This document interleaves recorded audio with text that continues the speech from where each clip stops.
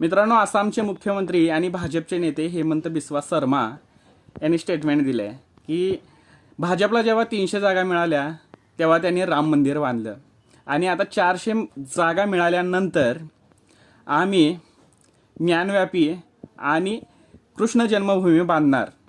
थोडक्यात काय तर यांना पुन्हा जाती जाती आणि धर्माधर्मामध्ये भांडणं पेटवून द्यायची आहेत. आता जे वातावरण हिंदू मुस्लिमचं तयार झालेलं आहे ते त्यांना तसंच धगधगतं ठेवायचं आहे. त्यांना विकासाशी काही देणं घेणं नाही आहे. 400 पारचं जस्टिफिकेशन ते असं देत आहेत की ज्ञानव्यापी आणि कृष्ण जन्मभूमी करणार. राम मंदिराचा मुद्दा मागील 500 वर्षापूर्वीचा आहे, तो आत्ताचा नाही आहे. हे लोकांनी लक्षात घ्यावं. आणि ज्ञानव्यापी आणि कृष्ण जन्मभूमी हा मुद्दा ते उकरून काढण्याचा प्रयत्न करत आहेत. त्यांना विकासाशी काही देणं घेणं नाही आहे. मेडिकल कॉलेजेस कमी आहेत, त्याच्यावर लक्ष देणं जास्त महत्त्वाचं आहे. रोजगारावर बोलणं